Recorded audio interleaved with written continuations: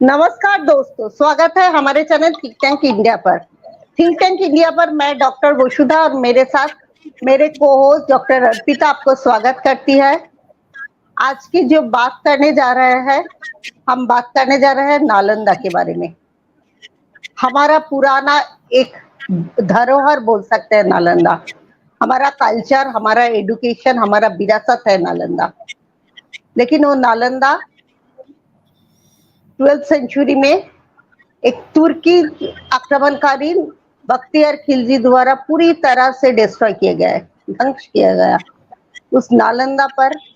लेकिन एक नया इतिहास रचने जा रहे हैं, रच गए हैं एक्चुअली। हमारा प्राइम मिनिस्टर नरेंद्र मोदी जी उस पुरानी नालंदा की तर्ज पर वही नालंदा के नई तरह से हमारे सामने लाया। ये ड्रीम था हमारे ex president APJ Abdul Kalam, महान साइंटिस्ट एपीजे अब्दुल कलाम की। उसे नए तरह से साकार किया है हमारे प्राइम मिनिस्टर नरेंद्र मोदी जी के। आज हम उम्मीद करते हैं नालंदा उसके जो फर्स्ट जो ग्लोरी था उसको फिर से रिगेन कर पाएंगे, रिकवर कर पाएंगे, उस जगह पे पहुंचेंगे। और इस बारे में बात करने के लिए हमारे साथ professor Anand Singh sir join कर रहे हैं। Anand Singh sir head of the department है historical studies and archaeology, central university Bihar की। इससे पहले भी ये बहुत सारी यूनिवर्सिटीज में प्रोफेसर रह चुके हैं। बहुत ही मशहूर इंडोलॉजिस्ट है, हिस्ट्री के महान जानकार है। और उसके साथ इस शो को कंडक्ट करेंगे मेरे को होस्ट अर्पिता। अर्पिता भी हिस्ट्री के महान जानकार है, मशहूर राइटर है, कई आर्टिकल्स और बुक्स लिख चुके हैं। वो भी एक अच्छी रिसर्चर है। और मैं yes Arpita, tell me. Sir also was a professor in the Nalanda University, School of Buddhist Studies, Archaeology and Comparative Religion. तो मैं आपसे विदा लेती हूँ और अब अर्पिता इस शो को संभाल रहे हैं। Now over to Arpita. Thank you so much. So welcome to our study in India, and I'm really pleased and आप बहुत दिन के बाद आपके साथ डिस्कशन में आने के लिए। Am I audible? Yes, you are audible. Am I audible, sir? Yes, you are audible. So, okay.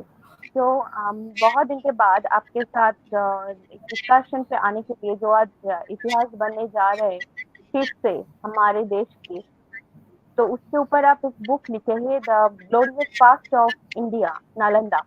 तो उसके बारे में हम चर्चा करेंगे। उसके पहले हम आपसे बोलेंगे कि thank you for coming to our channel and फिर से हम लोगों को ज्ञान देने के लिए, हम लोगों को एक दिशा दिखाने के लिए, एक हमारे जो एंशिएंट हिस्ट्री के बारे में जो अभी फिलहाल बहुत ही फिर से इतिहास बनने जा रहा है।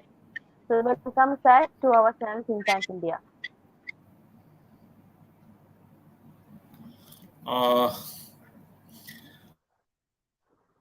The first, what is your question, Arpita? Just you can repeat it.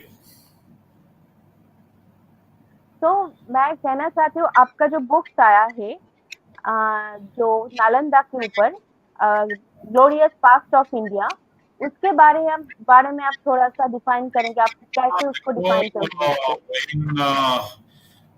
That is almost a very broad kind of research, so it's very difficult to narrate it in 2, 3, 4 lines. But जो नालंदा है, so first, how you can just interpret and define Nalanda. So for it, generally, very common uses that we use that it is a university or it is a kind of Mahabihar. But when you go to the historical traditions, you find it that it is a kind of, you can say, cultural institution that lasted for more than 1,000 years. And when you study Nalanda, you find it that it was not all of a sudden a university. It is an evolution that first it was found as a vihara, and then finally slowly it evolved into some kind of institution, what we call a university. So generally we should interpret it in a different manner, one thing. And the second thing that's you and respected Vasudha used the word that ye virasat, that is a monument. So personally, I don't call it as a monument. I call Nalanda a living tradition. It is an inspiration for all of us. It is a kind of living tradition. When you look towards the Nalanda, when you look that what the different Asian cultures have learned from Nalanda, so you feel generally proud of it, and you learn that what kind of instinct that institution have that almost mesmerized whole Asia. So on that instinct, basically, I tried to learn Nalanda, almost taken 8 to 10 years, and then finally give my work that you can say monumental, in which I try to find that how a institution come into existence and then grows, and then what is the different kind of dimensions, like how it functions as a vihara, how it functions as a mahavihara, what kind of teaching is there. It is monastic teaching or a kind of scholastic teaching. If there is some kind of university, then what is the kind of methodology, what kind of curriculum, how teachers and students relation worked, how manuscript and research institutions take into the shape, different kind of things, how the medical institutions evolved, how you can say that the different aspects of monument, that is a living tradition, as well as religious spaces, as well as some secular aspects like kitchen, like pools and all this kind of things that have. And finally, I just also took into it that what is basically the historical narratives that how this Nalanda got destroyed. So almost it's a lot of dimensions I have taken in this book. Almost it is 700 pages in 17 chapters. So try to capture the minutest threads of Nalanda. I personally called it a Nalanda culture, not only a university. So try to find it, and hope that if you just go through the book, you will find these kind of threads that is available with support of the literary as well as archaeological documents, archaeological findings. So, sir, my second question is that how you see the beginning of Nalanda, because there is a myth that it was that time, in the ancient time. Am I audible, sir? Can you hear me? Yeah, you are audible. That is a very important question. Generally, a very misconception and a very popular misconception that everybody copy it. So, right from political institutions to the scholars, that on Sir, I one. know that it was given to Gautam Buddha as in mango grove to Yeah, build yeah. that I'm, monastery. Is it true? yes, I'm coming on that point. So this is a complete misnomer that on Swen Chang's idea that they have taken. He never told this.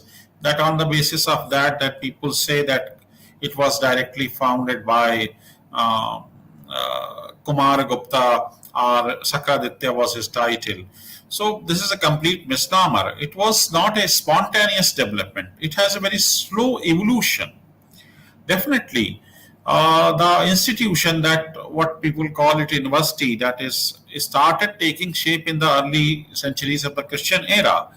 But when you take about the foundation of Nalanda, you find it that Nalanda was very much founded by the Buddha himself.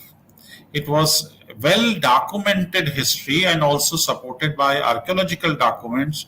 All surroundings, you have the NBPW findings that gives you idea that almost the whole area was developed in the 6th, 7th century BCE, and almost at least 10 to 12 suttas directly mentions that there was a one merchant whose name was Pavarika. So he's donated his mango archer to the Lord Buddha, and it was the seat of first Vihara in Nalanda.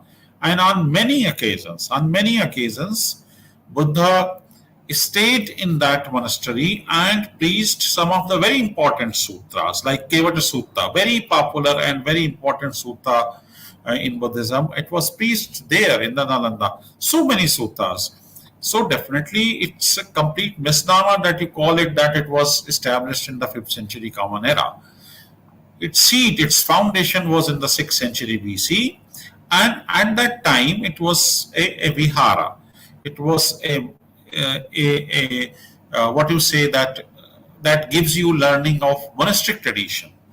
What is monastic tradition learning? That is learning for making a monk, first training a monk to be a true follower of the Buddha. Second, that learning can be helpful for his meditation and to achieve the arahanthood. And the third is the knowledge that he gained also could be helpful to disseminate the teachings of the Buddha to the whole world. Charak bhikshue charikam bahujan hitay bahujan sukhaya. This was the motive. From the 1st century BC, with this, it was not discarded. With this monastic tradition, scholastic tradition came into this institution. Here, it is a studia generalia. Basically, it was open to all.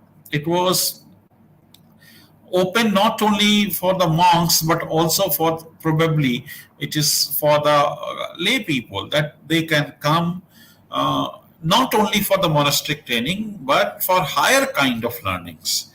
And for higher kind of learnings, generally, what is the higher kind of learnings? It is, people say that higher kind of learnings, generally the Buddhist philosophy. No. When you look into the biography and work of the almost 100 of the monks who come to learn, you find it, they did not come only to learn the Buddha's teaching or Buddha's Mahayana philosophy.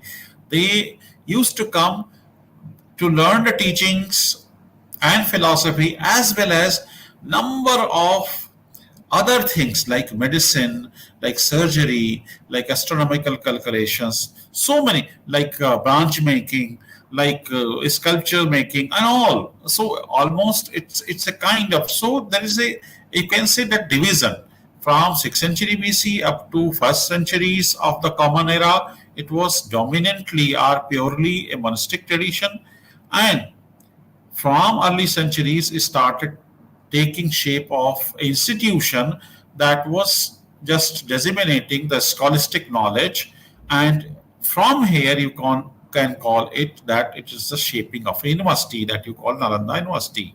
But a spontaneity that it was founded by Kumaragupta, in my opinion, it is not appropriate.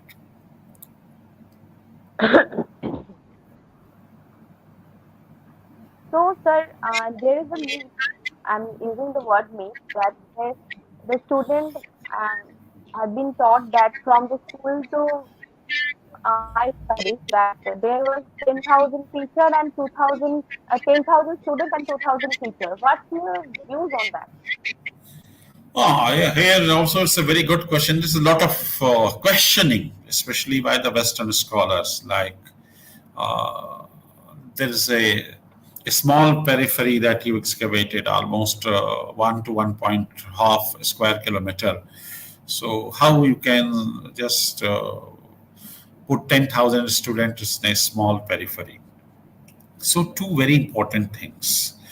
The very first important things, the archaeological site that you see in Nalanda is not a whole Nalanda University. It's a fraction of it. At least in my opinion, that the whole Nalanda University was scattered in around 20 to 25 square kilometer, even more, 30 kilometer. So if you are almost doing your research or giving your opinion on 1 square kilometer, that is excavated site, it is a very wrong to just understand this. Second thing, that at one point of time, 2,000 or 3,000 teachers and 10,000 students, yes, it can be a possibility, because Nalanda has one very specific arrangements. One you call that residential institutions, where that is the main Nalanda monument that you see it, that here students, thousands of students can come and stay. And the other is that there is so many satellite colleges, like number of sites available, and it is supported by epigraphs, that they were the satellite colleges of Nalanda. So the students also residing in satellite colleges. So the number of students that Trenchang taken or Yixing is taken is the holistic concept, that how many students living in the central institute, that is main Nalanda, as well as some other process, like you can say that Telhara, like you say that the monastery that you find at Marampura, or you can say that Gosrama, the monastery, many monastery that is found in and around, that is that in Jahanabad area. So almost all these monastery, that is maybe their numbers could be 50 or 100, you can say, or if you include the students, and if you look into the infrastructure of all those sites, you find that it is a greater possibility that 10,000 students could reside there.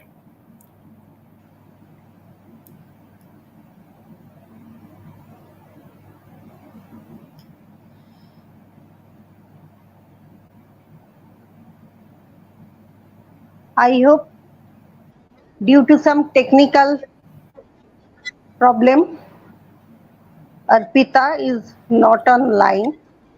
So I am continuing. Sir, my question to you, just a moment.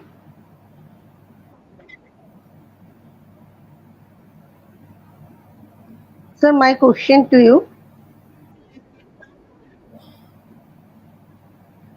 do you think, sir, what is the course curriculum of this Nalanda University nowadays? And also that time also. Can you repeat this question, ma'am? Sir, what was the course curriculum of the Nalanda University that time, and nowadays also tell me what is the course curriculum now? The course curriculum that you are now, so that I cannot speak that what is the course curriculum now.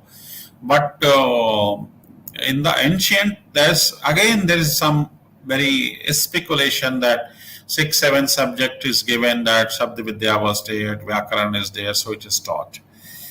Again, if you go through the Chikitsa Vidya is there, so people say that this subject, 18 kinds of teaching was there. But again, if you go to the holistic concept of to the Nalanda, you find that the curriculum has two broader part. And the first part was basically that to train the monks, and for that training, the the monastic tradition was there, that how a Shramanair could be trained, and for that the Vinay, a kind of Vinaya. What kind of Vinaya? Basically the Mahayana, that is the lot of Vinaya in the time of the latter Nalanda came. So the bhikshus or Shramanairs were trained into the Vinaya. Then they were taught into the suttas, then they were trained into Abhidhamma. So basically the first kind of curriculum is that to make or train the monks. Generally this aspect was not touched by the scholars, because they go only through the Chinese sources, that this was taught, Chikitsa Vidya was taught, or astronomy was taught, or just Vyakaran was taught. This is not like that. Basically, when you go through this, very important teaching was a scholastic tradition. Second important, when you come to that, then finally, because in the scholastic tradition, the dominant mode of teaching is that Abhidhammic, text. That is the kind of philosophy, whether it's the Madhyamika or some other relation four group of the philosophy Buddhist known. So if you to be get expertise into the philosophy, then how you can get expertise? And for that, you have to learn the grammar. You have to learn that Abhidhamma, and after the Abhidhamma, you have to get trained into the particular part of Abhidhamma. Like suppose Nalanda is dominantly a Madhyamika school or Shunyavada school, so Shunyavada, and then finally, if you have to just put your school to be the dominant one, then there is some very important tradition started in that time, India, Vada tradition, debates. So for debate, then you have to learn the others' philosophy to whom you have to debate. So there's a like Sankhya Darshan, you have to learn, like yoga, you have to learn, like Vedantic Darshan, you have to learn. So in the philosophical aspects, generally, that is people just taught about that. It is Nalanda. Yes, it is very important curriculum of the Nalanda. But in the institutional character, the other things that is not properly discussed is that one of the very important concept is that about the medical system that Nalanda developed. And very, you can say, proficient scholars, surgeons, physicians they have produced. And you find it that they have mesmerized, captured almost the whole Asia cultures. Because of that, it was not only the philosophy, it was the laity basically, because everybody want to be healthy, everybody want to be just happy. So these kind of the aspects were more important, that what kind of, you can say, the medicine, that gynecology, that is pediatricians, that eye surgery, and all, you can say that snake bites, that treatment, etc. So many things that. So this is the very important thing. Other important thing that was that some things that is very useful for that is that metallurgy and idol making basically, because everybody just go to the god. So it is, China has one very popular ethics that every house and every kind of governance has either Amitabha or Avalokiteshvara. So how Chinese or how other Central Asian civilizations or culture can know Amitabha or Avalokiteshvara?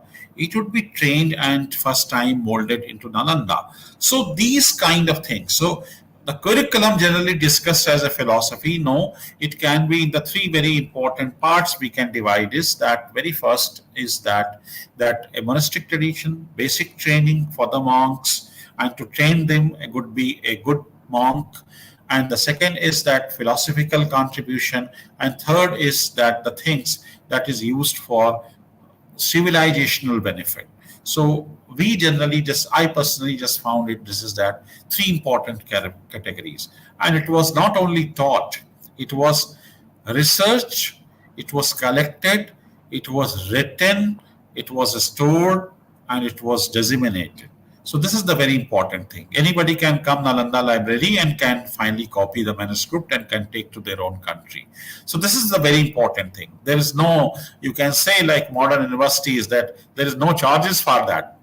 Even if you don't have the money, so Nalanda University can provide you the stay, free food, money for paper, money for ink, money for pen, even the minor cheese. And this is not I'm saying, this is the inscription issued in the Nalanda is saying that if a donor is giving 1 rupee, then some of the donors says that 25 pice is for providing ink, providing paper, providing shelter for the monks who are coming and interested to write the manuscript of the Nalanda, copy Nalanda. So this is very unique. That is very unique system that Nalanda has. Probably it should be copied and borrowed by all the modern universities.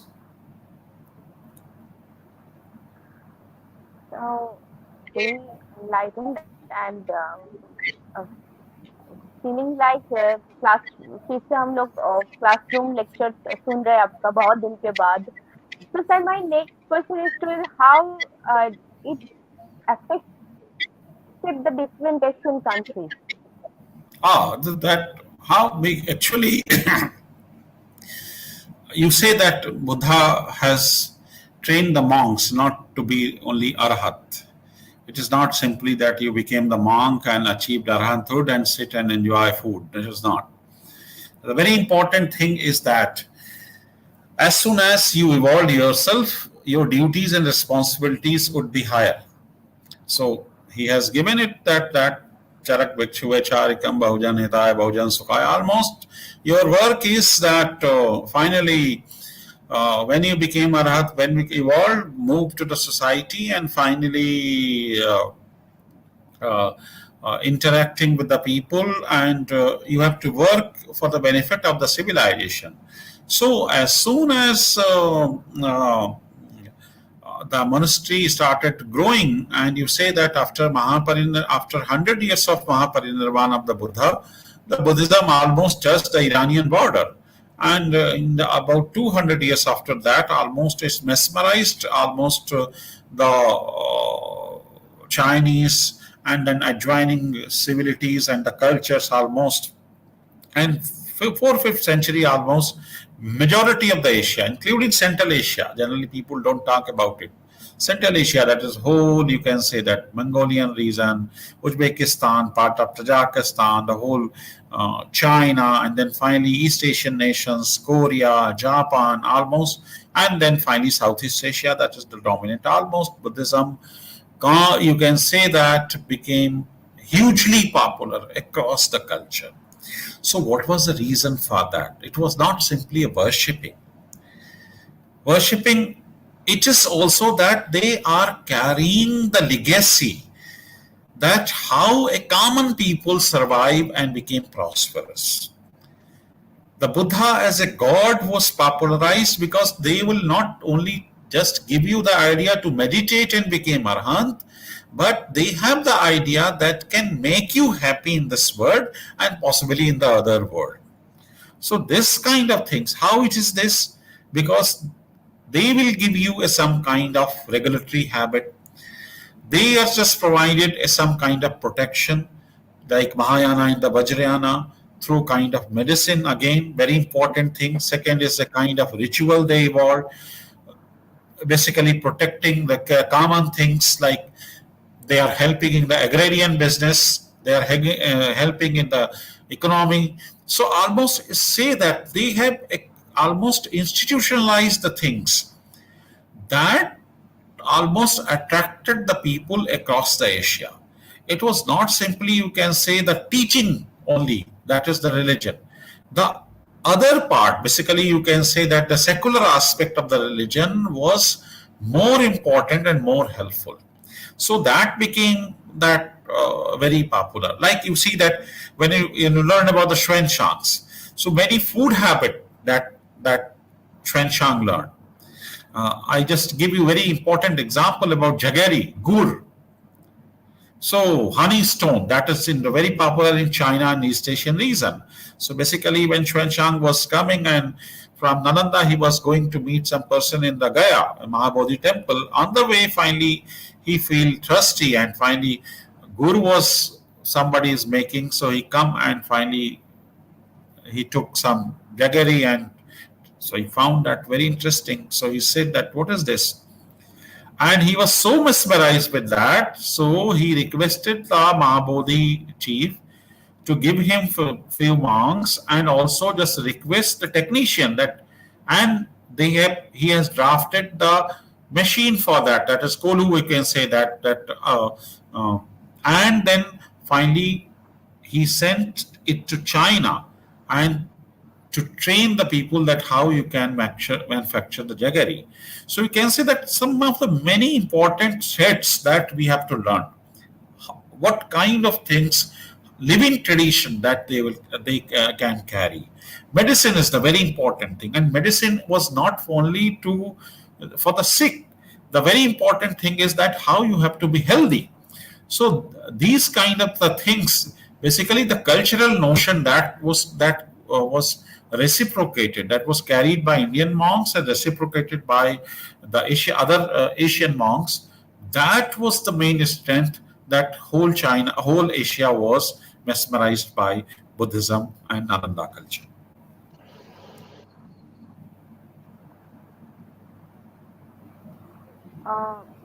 Sir, almost our last question to you. So, what's your view about the decline of Nalanda? और आपको क्या लगता है sir, जो पहले का जो ancient time का जो था, अभी जो नालंदा है उसके साथ फिर से वो इतिहास फिर से रच पाएंगे? इस नालंदा जो हुआ है, जो जैसे इंटरनेशनली फेमस जो कैम्ब्रिज और ऑक्सफोर्ड से जो कंपेरिजन में आता है, There could so two what's your things. view on that? When you ask about decline of Nalanda, it is no doubt prime factor is that it was burned down by Bhaktiyar. There's no issue for that. And it was not a very single one invasion. In my opinion, what I have traced and discussed, that there is many attempt of loot and probably the burning. And I'm not saying it. I mean, there is 7 or 8 monasteries from you find the tons of charcoals and the evidence of burning. So, and that is almost discussed in the archaeological reports. So, the very important, that is no issue. But the decline itself has some other factors also. That you can say that slowly that transformation of Mahayana to Vajrayana, and then finally ritualism started a dominant place, and so many things, that some factors that come into the picture. So, and then it became almost totally depend upon the land donations, and then when invasions started, probably their land donations got in trauma, so their economy also just get hurt, and so it's the question of survival. But the basic question is that even if Nalanda was almost in some has some issue, it would survive if there is no Bhaktiyar, Khalji or others. Second time, if you are talking about that tricky question, that can you develop a new Nalanda like old Nalanda? My personal view is that never. Why you not? The question is that.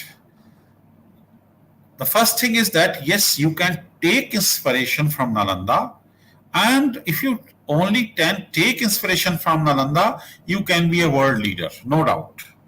But old Nalanda revival is difficult. Why?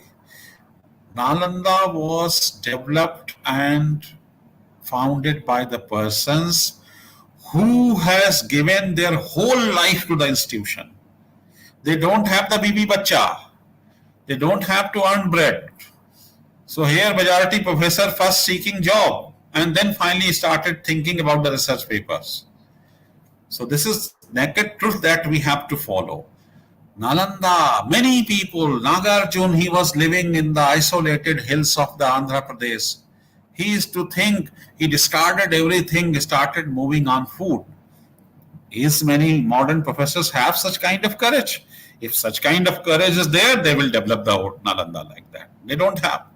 They first seek that AC है कि नहीं है room में. How they वो पानी. Diplomatic world.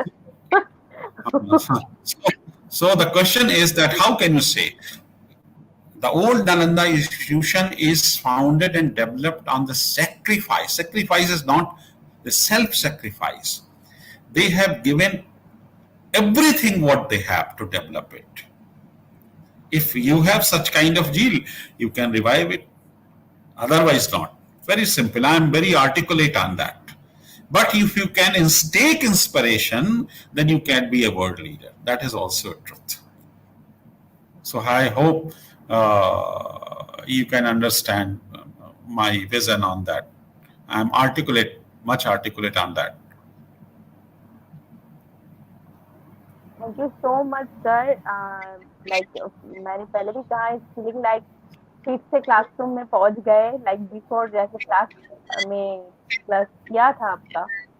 So thank you so much information, and I think जो सुनेंगे आपके प्रोग्राम टाइम टू हियर पे, it will help them to each and every word to research on Buddhism or in history, or more than that, any philosophical research. So, sir, thank you so much for coming. And any suggestion or anything you want to share about your thoughts about your channel to this show? Also, thank you both of you, and keep it up, Dr. Arpita and Dr. Basudha. And actually, you are doing wonderful things, that knowledge dissemination kind of work. I hope you just Buddha will bless all of you all to just reach a better height. Thank you, both of you. Okay, thank you. Thank you for good question, Arpita. Bye bye. Thank you so much, sir. Keep blessing us.